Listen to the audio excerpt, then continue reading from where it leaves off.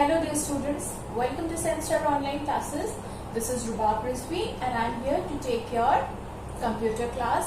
Today I am going to take the last chapter, that is, how does a computer work?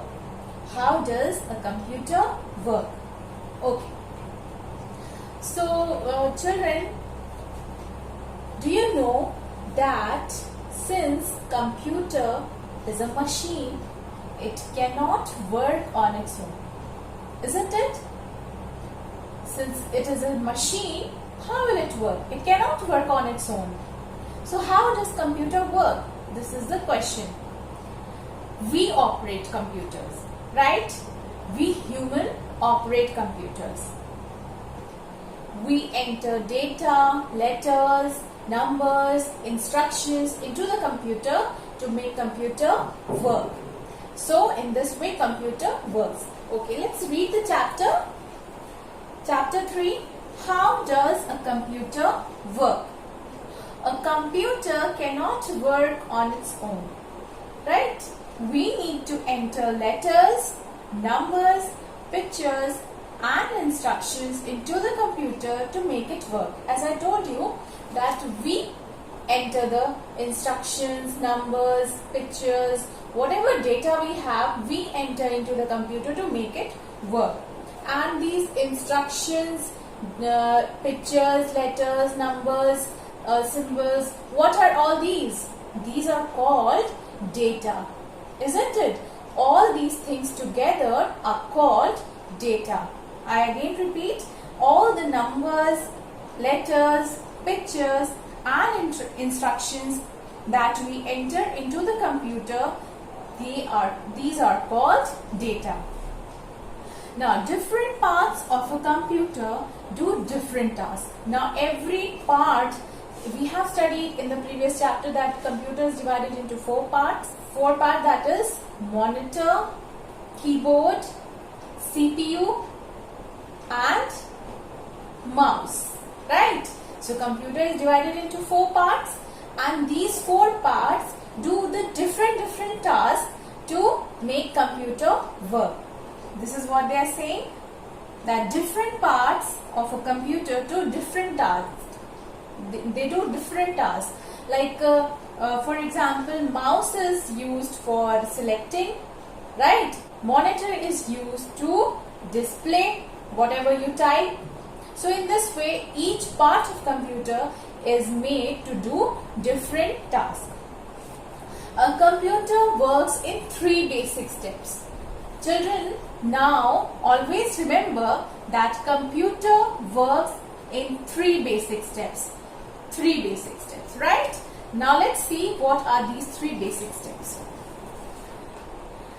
The three basic steps are input, process and output. Children, we have already studied all this, right? We all are revising. So I hope you know the three basic steps in which computer works. That is, first one is input, second is process and third one is output. Always remember, right? Computer works in three basic steps, that is input, process and output. Yes. Now the question is, how does computer work through these steps? So let's discuss all these three in detail. What is input, what is process and what is output? So children, I want here to, before taking the examples of the book, I want to take one example. I want to give you one example so that it becomes clear to you what is input, process and output. Suppose children, I want to make mango shake. So what are the things that I need to make mango shake? Yes, I need mango, milk and sugar, right? All these things I need for making a mango shake, right? Is this clear? Yes. Mango, milk and sugar. I want all these things to make mango shake. So all these things, children, these are the inputs. So all these things are my inputs. Okay. Now when you mix all these things together, what will you get? You will get mango shake, right? What will you get? After mixing all this together, you will get a glass of mango shake, right? So this mango shake that you get, what is this? This is the output. This is the input and this is the output. Okay, children. And how will you get this output? By mixing it all together, right? How will you mix it? You will use mixer grinder, right? Suppose this is your mixer grinder, right? So this is your mixer grinder. When you will take all these things and you will put it inside this mixer grinder, and then you will switch it on, and then the work of mixer starts, right? So the work that the mixer is doing, that is called, children, process, right? This is the process. When you put all the ingredients together in the mixer grinder, it starts its work. It start mixing all the ingredients together. So this is the work that mixer grinder is doing, and this is called process. And then the result that you get is output. That is a glass of mango shake. So this is the output, the final result. We call it final result. What is the final output that you get? That is the mango. That is a glass of mango shake. So this is the output. So these are your inputs. This is your process, and this is your output. Inputs, process, and output. Now is it clear, children? Now we will take few examples of your book. Let's take few examples.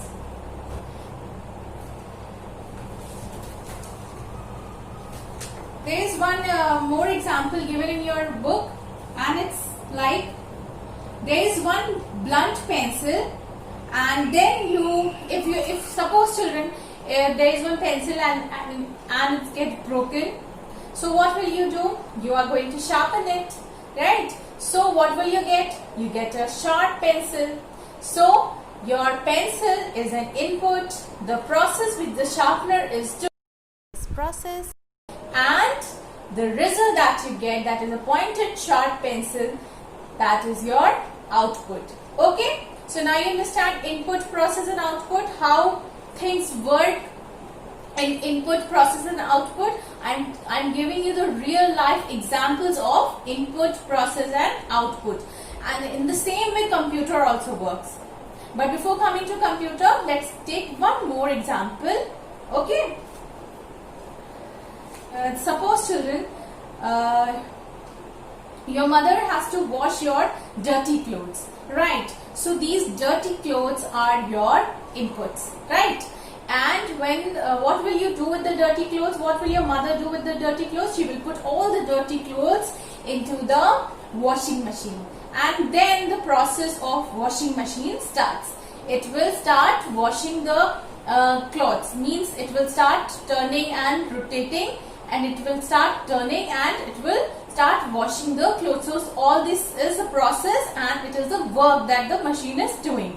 And the result, what is the result that you get? You get the clean clothes, right? So these are the clean clothes are the output.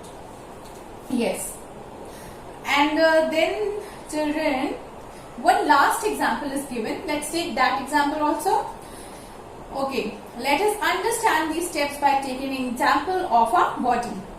When a teacher asks a question, we hear with our ears and see with our eyes, right? We see, when I ask you a question, children, you hear with your ears and see with your eyes. Right? So your ears and eyes, these are inputs. Okay? Now when I ask a question, your mind starts working. Means it starts thinking of an answer. What a man is asking and what is the answer of this question. So in that, that is the process. When your brain starts working, that is process, because your brain is working, it's thinking of an answer, है ना? So this is called process, right? When your brain starts thinking, so this is process, and the answer that you give, you speak with your mouth, right? You speak with your mouth. When you think of an answer and you get an answer, you start giving an answer through your mouth. So this is output. Fine. Ears and eyes are inputs. Brain is the processor, and the answer that you will give through your mouth is output. Right? Let's read the whole example. Let us understand these steps by taking an example of a body. When a teacher asks a question, we hear with our ears and see with our eyes. Okay? So the ears and eyes are the input units. These will become your input units. Our brain stores everything the teacher says.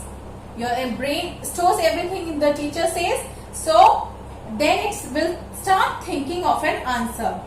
So in that way, it works like a processing unit, right? And it orders us to speak.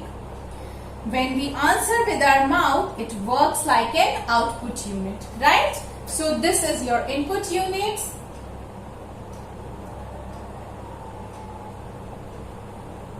This will become your processing unit. And this become your output unit. Fine. Now you understand how input, process and output is applied to real life examples. Okay. So in this way, children, like we work through input, process and output, in the same way, computer also works through IPO cycle, that is input, process and output. But we are going to study this in the next video. Okay, we are going to study how computer works through IPO, input, process and output, but in the next video. Till then, take care and bye bye.